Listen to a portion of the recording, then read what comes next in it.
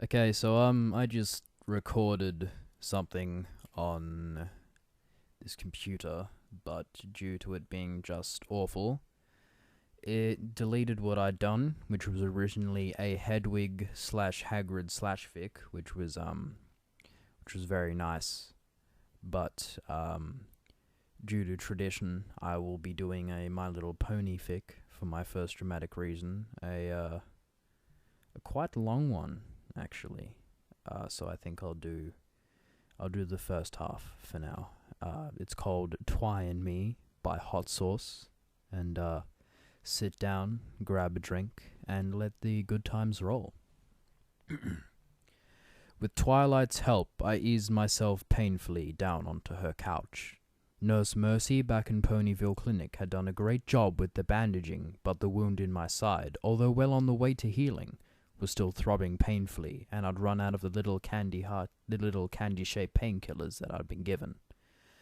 Luckily, there was an open bottle of dandelion wine on the coffee table, and I reached across and took the bottle gratefully.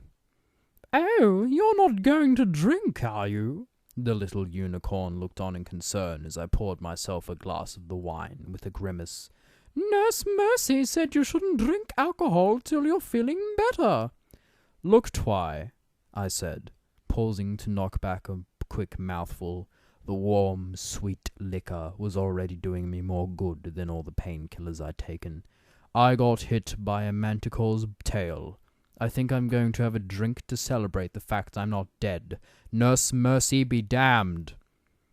Twy giggled at my swearing, but then her face filled with remorse.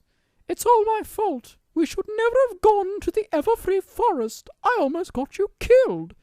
I smiled back at her and shook my head.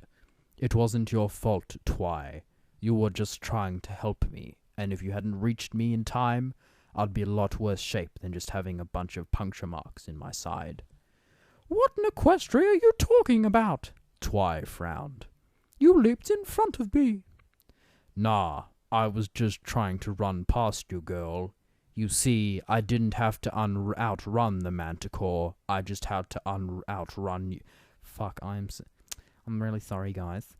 I just had to outrun you." I winked at her to let her know I was joking.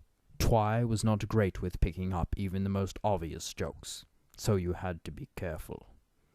Twy giggled. She had a throaty, gentle little laugh that you didn't hear that often. I'd been trying to loosen her up a little, and it seemed to be working.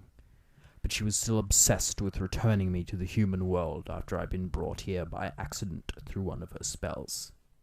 "Aren't you going to join me?" I asked, waggling the bottle in front of her face. "I can't possibly drink the whole bottle by myself in my weakened condition." Twy eyed it with longing. "Oh, don't tease me. You know I've sworn off alcohol."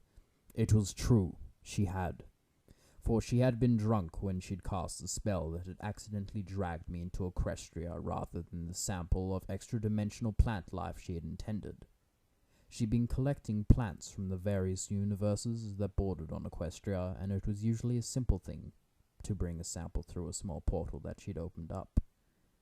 But around a month ago, after a few too many shots of vanilla melon vodka, with Pinky and Rarity, Twy had come home and thrown herself back into her work, and instead of a sample of plant life, it was me who ended up being sucked through the portal into Equestria.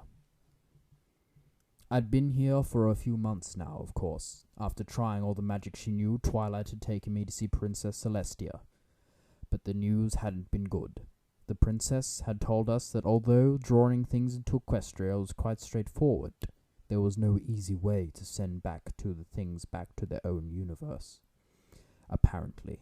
And here's where the explanation became a bit hard for me to follow. The universes keep moving around at random, and predicting which one will be closest to Equestria at any given moment is well nigh impossible, and so I was stuck here.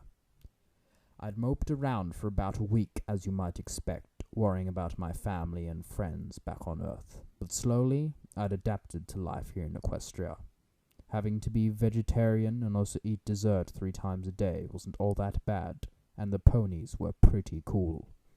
They had welcomed me with open arms, forelegs, And here in Ponyville, there weren't any essays to write, exams to sit, or other pointless, mundane crap like that. I had filled my pretty disappointing overall life back on Earth. And so I'd started to enjoy living here, and the more I was wanting Twi not to find a way to get me back home. But the stubborn little pony refused to be diverted from her latest project, and she spent day and night obsessing about it, although recently I'd managed to get her to take breaks from her little experimentation and research. But she always seemed to somehow find a way to involve her work with whatever little activity I dragged her off to. Our ill-fated little walk through the pleasant, flower-filled meadows around Fluttershy's treehouse was the last example. I'd been getting Twi to tell me the names of all the different birds and insects and plants that we encountered. I knew she loved showing off her knowledge, and spending time outdoors in the endless sunshiny days of an equestrian spring was much more fun than being stuck in her laboratory and watching her fill test tubes with strange, coloured chemicals in a seemingly endless succession. Equestrian flora and fauna overlapped with ours in a lot of ways, but there was often some strange, punny aspect to them. As we walked together through the meadows, fields, we found buttercups that in Equestria taste like a real butter. They were Twi's favourite, and she had finally cajoled me into trying some, and they'd been creamy and delicious. Sunflowers that shone so brightly with their own light that you could barely stand to look at them.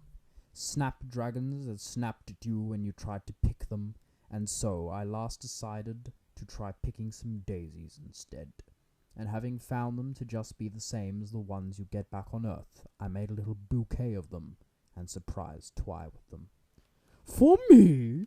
she'd cried in delight, taking the bouquet in her mouth and straightway starting to eat it. "How did you ever know Davy's daisies are my favourite?"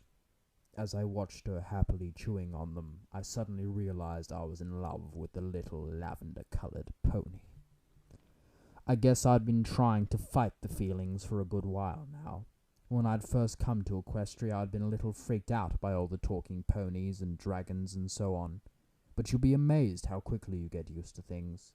And the ponies were adorable, with their big eyes and cheerful faces, their ability to talk and their human mannerisms, and their round little bodies that seemed like they were made from marshmallow. They were quite unlike real ponies or horses, except for odd times such as this one, with Twi munching on the bouquet just like a real pony would, a single white petal she'd missed sticking to her lip, but it was one thing to think of them as people, and quite another to fall in love with one. As we walked through those flowery meadows, the gentle buzzing of bees in our ears, the glittery spring sun setting the little brooks that we had hopped over into streams of tiny diamonds, my heart became filled with increasing panic. I was in love with Twilight Sparkle, and she probably saw me as nothing much more than another interesting sample from an alternate universe, or even worse, a friend. Twi had been watching me for a while now, as I'd looked downcast, but she, in her own little way, completely misinterpreted the reasons for my sudden dejection. Twi was like that. She wasn't good at understanding emotions, especially the emotions of others. I guess it was that variety of naivete that so often goes hand in hand with genius. And so she walked up to me, and getting up on her hind legs, she placed a forehoof on my shoulder and said, with sisterly concern, "I promise I'll do everything I can to get you back home."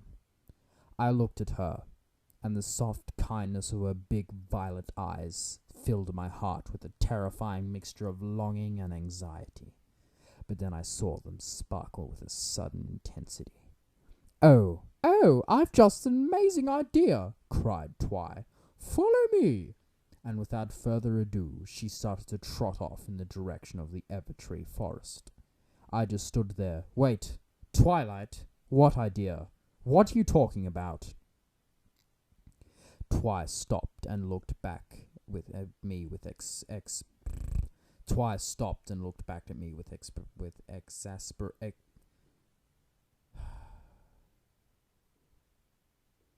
My neighbors are shooting each other, like, next door. So, just... Queensland? Alright. Twice stopped and looked back at me with exasperation. We're going to the temple of the Two Sisters. Don't you remember that Princess Celestia said that only the most ancient of all ancient magic could get you home? And there's sure to be something there. Some clue. Some object. Something that can help us. So, I'll stop that as part 1. I hope you enjoyed my little commentary. Not commentary, that's silly. I am not the most intelligent of people. My little reading here. I'm aware that were a couple of mistakes, but fuck all y'all. So, like, comment, subscribe if you will, and have a nice day. And a special thanks to Riley Babby Babbington Miles Gilmore for recommending this fanfic.